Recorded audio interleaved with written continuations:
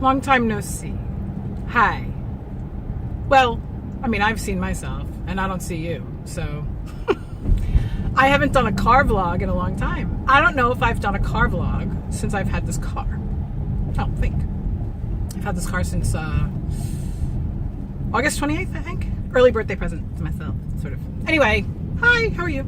It's Thursday. It's Thursday. It's not Tuesday. It's Thursday. It's 17th. I'm on my way to Target. I'm on the Van Wyck Expressway, and there's a lot of traffic. I wanted to just give you a little spiel about what I'm doing these days. And I'm going to give you a little bit of a backstory, teeny tiny backstory. Because most of you know my story, but maybe if you're new to my channel, you don't. Since I was an itty bitty baby, this big, I've always wanted to make people feel comfy. Okay, that's just what I wanted to do. I did have a desk job with my family's business for about 6 years, and it almost killed me. It's not that the job was that hard. Well, it was hard. Working with family is hard, but it was when I was, having my babies and stuff, and doing body work wasn't really possible at that time for a lot of different reasons. But anyway, having a desk job was not my gig. It just wasn't. Not that I can't sit down and shuffle papers, because I get off on that. I love it. But, a 9 to 5 thing is not it's not my jam. I can't do that. So anyway, I became a massage therapist the second I graduated high school, pretty much. As soon as I had the money to go to school and do it, I did. Right now I'm not doing massage. I've been a health coach for 3 years, almost 3 years, 2.5, something like that. Because when I stopped doing massage, I was forced into retirement because I have a bad hip. The idea of going back to a desk job, if I was going to lose my massage ability, killed me. Like, I don't even want to talk about it. I don't even want to think about it. And I can't not work. It's not even like a financial thing. It's that I have to work. I have to be productive. There is not a day that goes by that I'm not like, okay, I accomplished that today. I became a health coach because I can do that online. I can work for a company that I love their product, I love their standards, and their program worked for me. This is the Take Shape for Life program. Some of you know it as MetaFast, but Take Shape for Life is a little bit more in-depth and complicated than just eating shakes and bars. Anyway, I became certified in that. And that really went hand in hand with the, training that I had as a massage therapist and a personal trainer, because I know the body very well. I know chemistry and anatomy and physiology and that kind of thing. So I give my clients an added dimension to my coaching because I have that education and because I personally did it. There are some health coaches that are fantastic health coaches that lost 10 pounds. And I lost about 80. So, and I did it with this program, so I can give my clients that. Anyway, I built up a nice clientele with Take Shape for Life, and it's taken me about 2.5 years to streamline my levels of support, where I utilize social media and I utilize technology to give my clients the support that they need. And they have a lot of different ways of contacting me. They have a lot of different ways of finding each other as a support system, which is really important. And because people need to have camaraderie and they need to have a team. People need to have a team. Even when you're a parent, like you and your husband and your mother-in-law and your sister, you team parent, right? And those are usually the most functional kids, the ones that are brought up by more than just one person. So I have a lot of, clients, and I got it to the point where it was efficient enough that I was actually utilizing less of my own time to coach my clients than ever before, and my team was as big as it ever was. So it was a cool thing. So then I found myself kind of like, well, now what? I've always had this, love for fragrance. I love perfume. I just recently, over the past 2 years, I stopped buying perfume because I had like 25 bottles of perfume. It was ridiculous. Everything from, as cheap as Target brand body spray to Givenchy, parfum kind of a thing. And when I became a massage therapist, one of the things that I was specialized in is aromatherapy. Sorry, the light is awful here. Is that better? Yeah. I used to do aromatherapy. I used to do aromatherapy for myself as I was treating clients, because I would, ground and center in the morning, and I would say to myself, okay, what am I needing today? And then if the client was not even paying for aromatherapy, I would be doing aromatherapy. And that's one of the reasons why I had a big clientele as a massage therapist too, because I used to do that. Other than perfume and other than like aromatherapy, I've always loved home fragrance, always. And before I had kids and before I had 4 cats, I used to burn candles constantly. And I gotta be honest, I really fucked up a couple of times with candles. Because I'm a little bit forgetful sometimes, especially if I've had like a glass of wine or a bottle or something, and then you fall asleep, and then the candle's burning. You wake up at 6 o'clock in the morning and the candle's still burning. Like, oh my God. There was one time, confessional, right? There was one time that I had, when I was running my office in Manhattan, I left a candle burning, left for the night. Came in the next morning and the candle was still burning. I was like, oh my God. Can you imagine if I had burned up this whole building? It was 12 floors of office space. Can you imagine? Anyway, when I found out about Scentsy, I was like, oh my God, this is the most awesome thing ever. Now, I had, candle warmers, those little hot plate things that you put like a big Yankee candle on, those big bucket candles.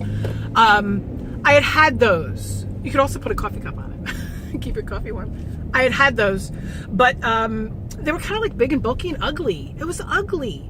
To see a candle sitting there, just, a puddle of wax with like nothing beautiful about it, because I also like, home decor. Hi, I'm female, I saw this Scentsy stuff and I was like, wow, this stuff is really, really cool. Like, they have so many different styles. It's not even just like they have like one style. They have like anything you're into, you could do. And I'm like parking in the worst place for lighting. I'm gonna have to go to a different spot.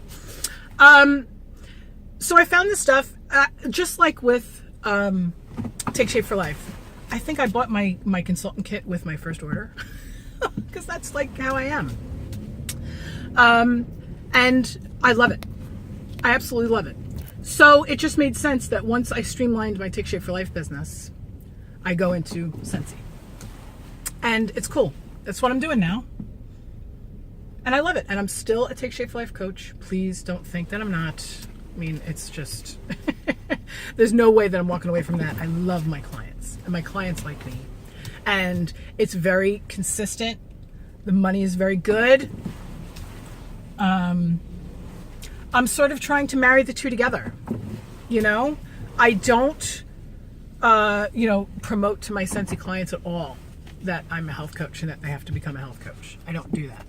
This lighting is awful too. Anyway, and I don't tell my Take Shape for Life clients that they have to buy Scentsy. I do suggest it though.